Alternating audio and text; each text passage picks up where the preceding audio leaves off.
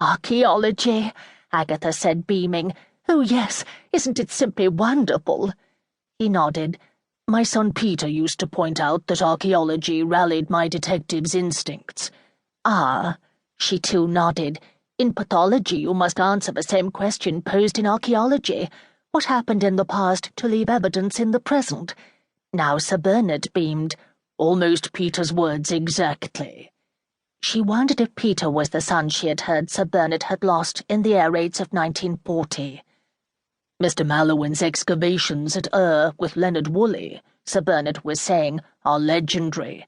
And then his digs in Nineveh, Iraq, Syria. How exciting! How terribly romantic!" She smiled.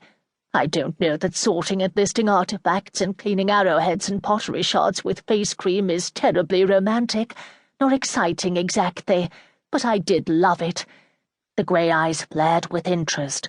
"I understood you accompanied your husband from time to time. You're to be commended." "I shouldn't be commended for doing something I so enjoy. Away from our so-called civilization, blessedly free from the press and the public, I do some of my best writing in the desert." "Yes, I understand you're a writer." Her pleasure waned suddenly. It was wonderful for Sir Bernard to be an admirer of Max's, and a relief not to be dealing with a fawning fan. And yet this was, somehow, a disappointment, that Sir Bernard knew so little of her and what she did and who she was. She touched the side of her head, fingers in the curls. "I must say Max's work resembles mine as well. Stories of crime and murder can be uncovered in the ancient sands." "I must apologize for not being acquainted with your work," Sir Bernard said. Perhaps he had sensed her bruised pride. "I understand your reputation is considerable, and many of my colleagues read mystery and detective stories. For my part, I have no interest in fictional crime. I hope I haven't offended you." "Not at all," she said, and her hurt had vanished. "It would be a busman's holiday for you, wouldn't it?" "As I'm afraid I've revealed, I'm secretly a romantic. Tennyson, Wordsworth, Kipling, those are my literary heroes." "You display impeccable taste, Sir Bernard." "Please, Mrs. Mallowan, I'd be honored if you'd call me Bernard." "Only if you'll call me Agatha." He shifted in his seat. "If you want me to, Agatha, I'll read one of your books." She laughed, a rather raucous laugh that gave her a twinge of chagrin. "That's not necessary, Bernard. Have you had lunch? Would you care to join me?" "That's very kind of you." And he did, ordering up his own plate of bangers and mash. Thereafter they had lunch together almost every weekday, as her schedule and his work allowed.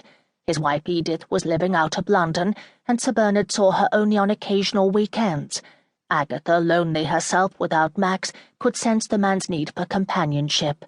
This was no love affair, far from it. This was simply two older people whose spouses were away, two professionals, pursuing their careers during wartime as best they could, who found pleasure in each other's company. Now and then they ate at the stall in Euston Station, but more often at the Holborn. Sir Bernard asked endless questions about Max's archaeological digs, and seemed far more impressed with Agatha's role as expedition photographer, complete with darkroom tent, than her status as an author of best-selling mystery novels.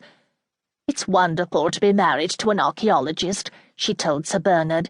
"The older you get, the more interested he is in you." People who knew them both as painfully shy individuals probably wondered if the pair of them had lost their minds, these two reticent types sitting chattering like magpies.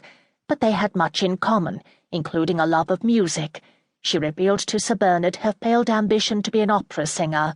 Her voice had proved too thin, and incipient stage fright had been no help either, and he told her almost misty-eyed of his days as a medical student attending Henry Wood's promenade concerts.